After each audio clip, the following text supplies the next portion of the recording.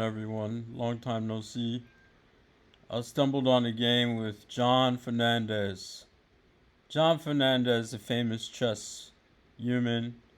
He was very cool. Known him for a long time. Uh, you know, old buddy John from New York City. He's a very serious character. I don't know. Was way ahead of his time. A lot of people don't know he's one of the key legends.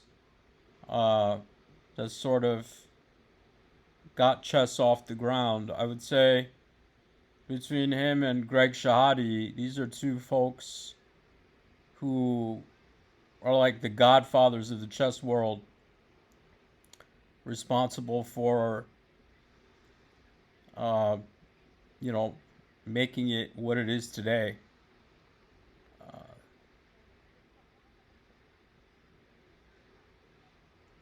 anyway, I thought John was like expert strength these days, but probably close to master level. He's a talented player. Anyway, I we had a Dutch. Can't believe he played the Dutch on me. I guess he felt he'd mix it up, his Leningrad style. Nowadays it would be the St. Petersburg Dutch. Uh, I really didn't know what I was doing, but b3 makes sense. Put the bishop, on b2, stop e5 thrust. c5 maybe a little weird. Got some more light square complexes.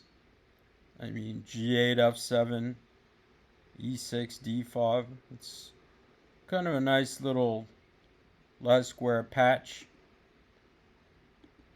Guess if he takes on d4, I take on e4, and I take back on d4. Uh, Tighten it up. Guess I want to go a3 and queen c2, force him to take on d2. There should be some pleasant advantage. This is a weird move. Accelerated. Oh, he's not trying b5, but certainly doesn't need the rook at the end of the rainbow there with the bishop on g2. This is a bit weird. I would say e6 is probably a stronger move to solidify the position. Mellow out some of those light squares. Because now this is very difficult. When he takes on d4, I simply recapture. Very hard to hold this e pawn in that situation. So he did this.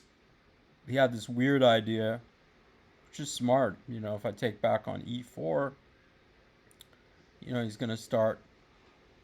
He gets some counterplay. He can take on d4 a couple of times, and then maybe gets to play bishop f5. Not so bad, but d5 is a strong move because he can't move the knight because I just take on e4 and I have 8 pawns. 8 pawns are generally good. So he kind of has to take on g5. But now the d6 is weak. And if he takes on c6, I take on d6. Rook is hanging, c5 is hanging, c6 is weak, e4 is weak. That's not a good position. So John went for the attack, and I had, this is a. If I take on d6, maybe he gets rook d8. So I have this check and this strong move first. So there are no rook d8s. And chop this guy now. I love it.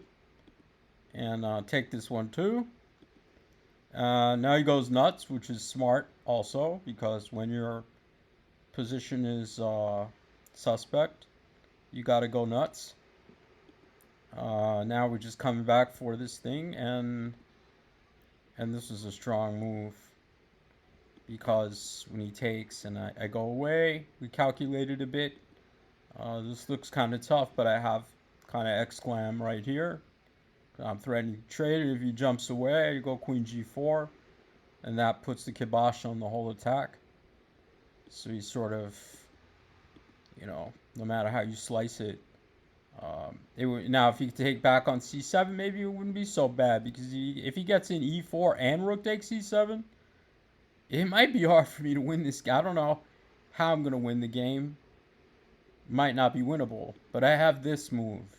That's insta tempo, and then no matter how you slice it, we are defending our guy now, and we do have a threat here, which I guess he didn't see. It should be e5. Maybe I should have asked you. Uh, you know, because now when he takes on d1, I just take back on d1. He can't eat on e5 because rook d8 wins, and he still can't take on c7. So yeah, he resigned. That was kind of a nice game.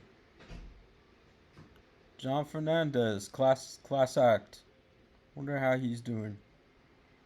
Anyway, all right, people. I'll check you later.